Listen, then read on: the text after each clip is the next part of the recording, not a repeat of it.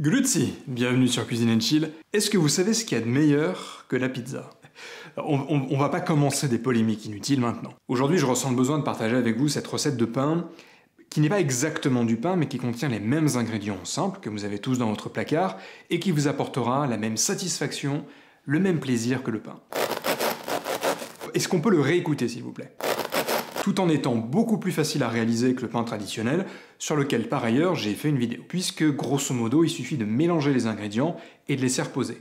Longtemps, plusieurs fois, mais ce qui est parfait au final parce que vous allez pouvoir faire ça en avance et vous faire des petits plaisirs réguliers. Mais si la recette est simple, tout doit être fait correctement pour que le résultat final soit parfait. Et par parfait, je veux dire doré, croustillant, moelleux et parfumé. Oui, tout ça à la fois, et c'est toute cette complexité dans un petit pain plat qui fait que la cuisine, c'est magique. Donc, sans plus tarder, commençons.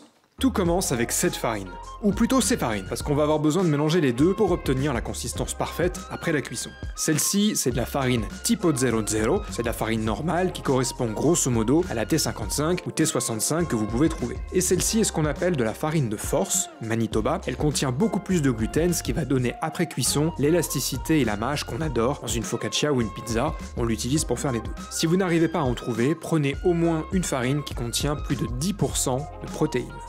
60% de farine 00, 40% de farine Manitoba, soit 390 g et 260 g. Et dans ce pichet, j'ai dilué 13 g de sel dans 335 g d'eau, très précisément.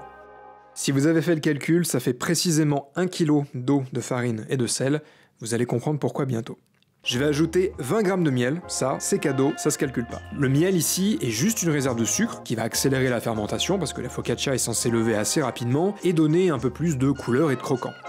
Pas de focaccia sans levure, forcément, donc j'ajoute 24 g de levure fraîche, soit un demi-cube, mais vous pouvez aussi ajouter de la levure sèche, adapter simplement les quantités en conséquence.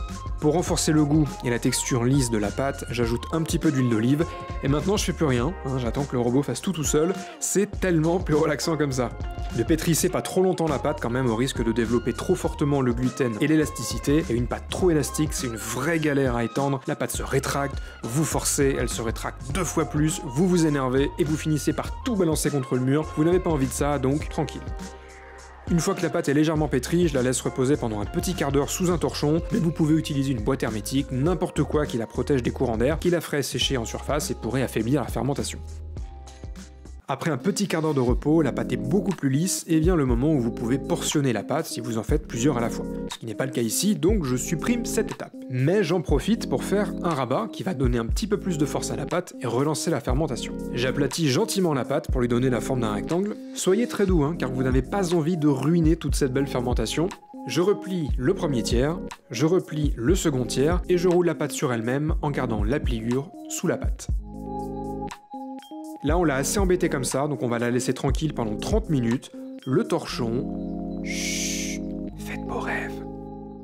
Pendant que la pâte est en train de lever, je vais aussi préparer la plaque dans laquelle la focaccia va cuire, parce qu'elle aussi elle est importante. Si on veut avoir une focaccia à la consistance parfaite, croustillante, moelleuse, il faut qu'on ait la quantité de pâte adéquate. Parce que si on en a trop, la focaccia sera trop épaisse, donc trop molle. Si on n'en a pas assez, elle sera trop fine, donc trop craquante. Donc j'ai trouvé une formule mathématique très simple et qui fonctionne à tous les coups. Il suffit de multiplier la largeur par la longueur de votre plaque et de diviser par 1,2. Ici j'utilise une plaque de 40 cm par 30 cm.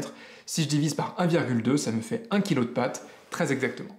Cette huile d'olive va éviter que la pâte accroche à la plaque pendant la cuisson et elle va aussi permettre à la focaccia de caraméliser par le dessous.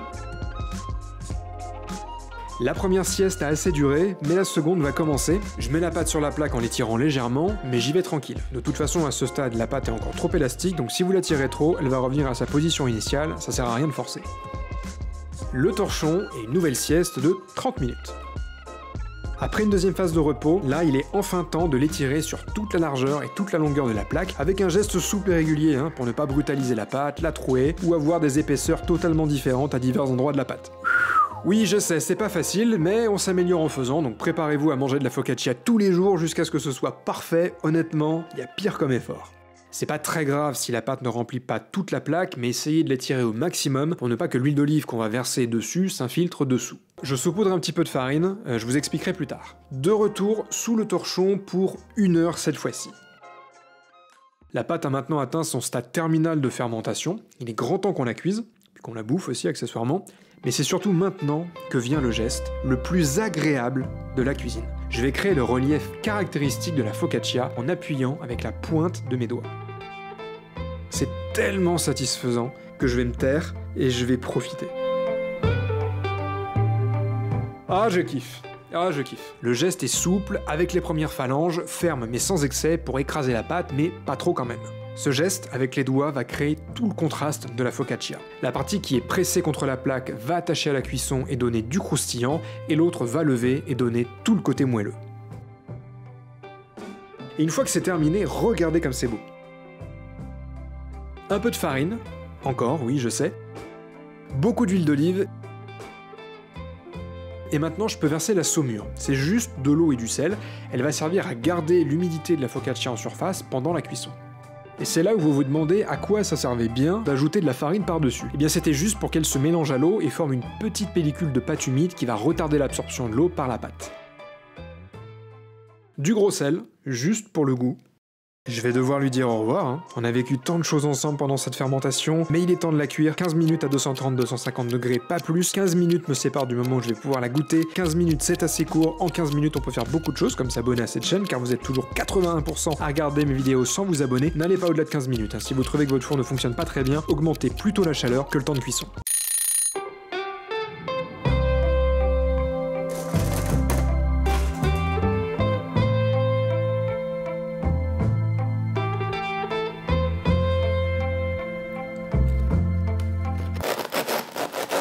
Oh là là là là là là! Croustillante à l'extérieur, moelleuse à l'intérieur, avec une mie élastique qui rappelle les meilleures pizzas, je les vois là devant mes yeux. C'est pas du pain, c'est différent, beaucoup plus complexe dans les goûts, et pourtant regardez, c'est très simple.